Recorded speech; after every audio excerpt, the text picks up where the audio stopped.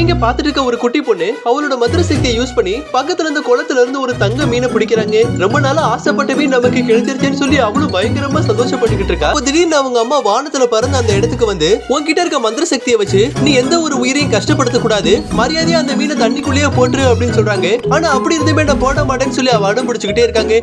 கடைசி அவங்க அம்மா ஃபோர்ஸ் பண்ணதுனால அந்த மீன் அந்த தண்ணிக்குள்ளேயே போட்டுறா. அதுக்கப்புறம் நம்ம ஆசையா பிடிச்ச மீன் இப்படி போயிருச்சுன்னு சொல்லி அவளும் ரொம்ப சுகமா அழுக ஆரம்பிக்கிறாங்க. அப்ப அவ கண்ணுல இருந்து தண்ணீர் வந்து அடுத்த செகண்டே அந்த ஊர் முழுக்க மழை பெஞ்சு அந்த ஊரே அழியக்கூடிய நிலைமைக்கு போயிருது. இது இப்படியே விட்டோம்னா இங்க இருந்த மக்களுக்கு ஆபத்து ஏற்படும் அப்படிங்கிறதுக்காக அவங்க அம்மா அவங்க குழந்தைய சமாதானப்படுத்தி நீ அழுகாம இருந்தேன்னா உன் அப்பா இருக்க இடத்த நான் சொல்லுவேன் அப்படின்னு சொல்றாங்க. உடனே அவளும் அழுகையை நிறுத்திடுறா. அப்ப அவங்க அம்மா அவங்களோட மந்திர சக்தியை வச்சு கீழே இருந்த குளத்துல அவங்க அப்பா இருக்க இடத்த காட்டுறாங்க. இதை பார்க்குமே அந்த குழந்தைய பயங்கர சந்தோஷமாயிரா. நானும் அவரை பார்த்து ரொம்ப நாள் ஆச்சு, சீக்கிரமே நான் அவரை பார்க்க போறேன்னு அவங்க அம்மா சொல்லிக்கிட்டு இருக்காங்க. அப்ப திடீர்னு திரும்பி பார்த்தா அவங்க குழந்தை இல்லைங்க. அப்பதாங்க அவங்களுக்கே தெரிய வருது அவங்களோட அப்பாவை பார்க்க தான் போயிருக்கா அப்படின்னு சொல்லி.